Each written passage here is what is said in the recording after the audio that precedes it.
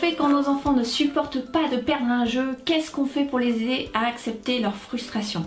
Bonjour, je suis Cécile de leo-maros.com et aujourd'hui je voudrais répondre à la question de Frédéric. Frédéric est une super maman, membre de mes programmes, et qui nous dit à propos de son fils Manoa qui a 6 ans. Petit souci de grosse colère, il pique une véritable crise lorsqu'on joue à un jeu et qu'il commence à perdre. Il s'en va et se jette sur le lit ou par terre en tapant des pieds et en hurlant. J'essaie de le calmer, je le prends dans mes bras ou je me mets à côté de lui en lui parlant, mais il a énormément de difficultés à se calmer. Il fait pareil s'il a l'impression d'être lésé par rapport à son petit frère par exemple. Et comme ça peut durer longtemps, parfois je m'énerve et je lui dis d'aller dans sa chambre pour se calmer. Mais ça ne fait qu'empirer. En fait, le simple fait de lui parler fait empirer les choses. Je suis démunie face à ce comportement et ça m'inquiète un peu pour le futur. S'il ne peut pas supporter cette frustration, ça risque d'être très difficile pour lui. Aurais-tu une idée à ce sujet? Merci Cécile, passe un bon week-end. Merci Frédéric. Alors, la première chose que je voulais partager avec toi par rapport à ce que tu nous décris, c'est par rapport à la colère. La colère, c'est quelque chose de normal.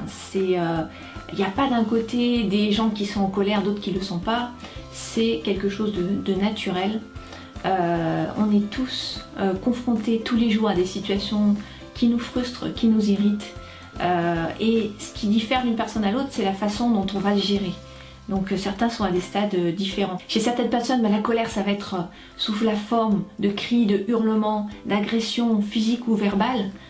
Chez d'autres, ça va être une colère plus passive, mais c'est de la colère aussi, par exemple, quand on compare les enfants entre eux, quand on les humilie, quand on favorise un enfant par rapport à un autre, quand on exclut quelqu'un d'un groupe. Tout ça, c'est des expressions, des formes d'expression de la colère.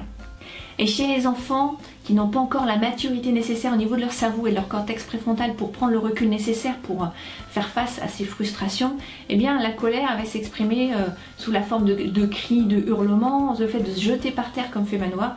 Ben ça, c'est une forme naturelle d'expression de la colère chez les enfants. Et donc c'est quelque chose de normal. Donc face à ça, qu'est-ce qu'on peut faire pour aider Manoa sur le moment quand la crise arrive?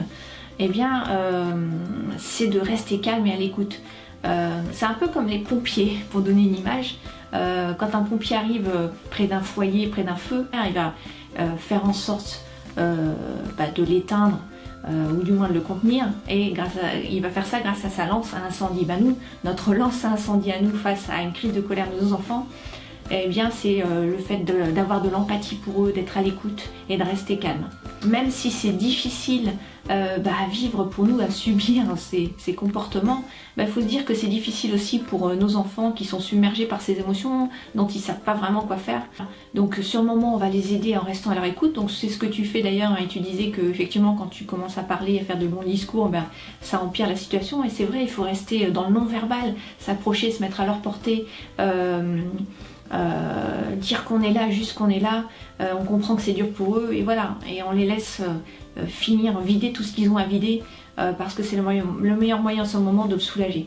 Alors est-ce qu'on doit laisser nos enfants gagner à tout prix?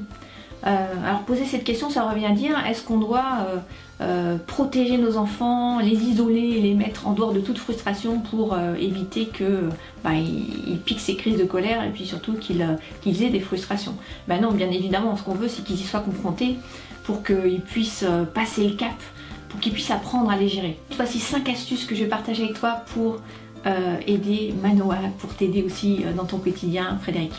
La première astuce, c'est d'avoir le bon comportement en tant qu'adulte. On est des modèles, alors je pense pas que tu sois dans ce type de modèle-là, mais certains parents sont dans le fait de gagner pour gagner. Et gagner pour gagner, ça aide pas nos enfants. Au contraire, ce qu'on veut montrer, c'est que nous aussi, on est vulnérables dans la vie de tous les jours. On rate souvent, même si on réussit, on rate souvent. Et c'est pas grave, ça fait partie de l'apprentissage. Et puis même quand on a réussi à atteindre notre objectif, on continue à travailler, on continue à apprendre, et c'est comme ça qu'on s'enrichit, qu'on progresse. Et puis leur montrer aussi que le chemin en lui-même, il peut être amusant. C'est pas simplement le fait de gagner qui est amusant, c'est aussi tout ce qu'on fait avant. Et pour ça, pour le montrer, notre comportement il est important. On peut par exemple, au lieu d'être scotché le soir devant la télé, lire des livres. Voilà, c'est notre mode de vie. On peut, quand on fait une balade en forêt, ou quand on va se balader le long de la plage, s'amuser le long du chemin plutôt que de penser qu'à la destination qu'on doit atteindre ou ce qu'on doit faire. Voilà, le chemin est amusant. Et on peut simplement le montrer à nos enfants parce qu'on fait ça tous les jours. La deuxième astuce, c'est de féliciter le perdant, pas le gagnant. Donc on va féliciter le perdant, on va le mettre en avant. Donc par exemple quand Manoa, une fois que vous avez joué un jeu et s'il perd, eh bien on va lui faire une fête, on va le célébrer, on va le prendre dans nos bras, on va favoriser comme ça le contact physique, ce qui permet de favoriser aussi le lien et d'éviter qu'une crise se produise. Mais on va aussi le mettre en avant. Youhou, t'as bien participé, c'est super Manoa, t'as bien joué.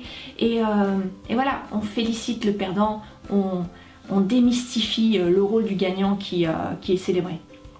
La troisième astuce, c'est de créer un rituel d'avant-jeu. Alors le rituel d'avant-jeu, ça peut être une phrase, ça peut être un credo. Aux Jeux Olympiques, ils ont leur credo. L'important, c'est de participer. Alors, je me souviens plus exactement de la suite, mais je le mettrai sur le blog. Toi, en Polynésie, tu as le haka.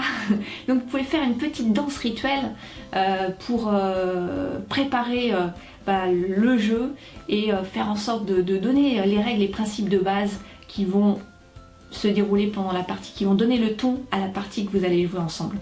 Nous par exemple avec Luce, on a un check. On va taper les mains, etc. Faire un cœur pour finir. Donc ça, on fait notre petit check avant de jouer, c'est rigolo. Et voilà, ça crée des bonnes conditions, ça met les enfants dans des bonnes dispositions pour continuer le jeu et surtout, on a fixé un petit peu le ton de la partie. Un exemple de phrase rituelle, ça peut être voilà, on va jouer au jeu Memory. C'est un jeu très difficile. Il y aura 2 perdants et 1 gagnant. La règle c'est le gagnant fait 3 tonnes de câlins et de bisous aux 2 perdants. Et voilà, et on donne une petite phrase rigolote comme ça, rituelle. Vous pouvez même la choisir entre vous et changer le dénouement et la règle à chaque fois que vous jouez.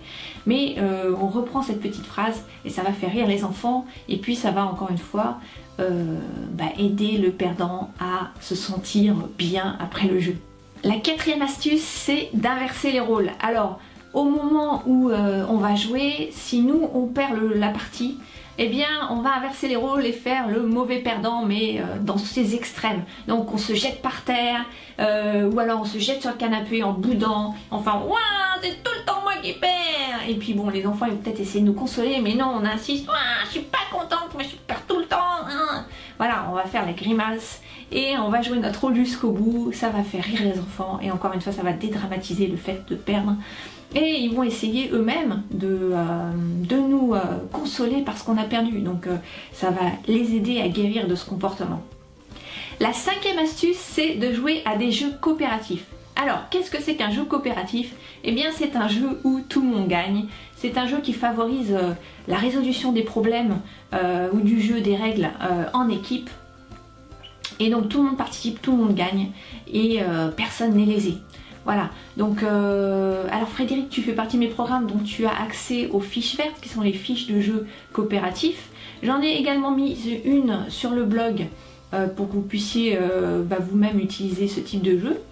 Et c'est ce qui va favoriser du lien avec les enfants. Voilà, merci d'avoir suivi cette vidéo, merci Frédéric. Vous pouvez retrouver d'autres astuces ludiques en téléchargeant gratuitement mon guide en cliquant sur le lien qui apparaît sur la vidéo. Et je vous dis à très bientôt sur leo-maros.com. Ciao!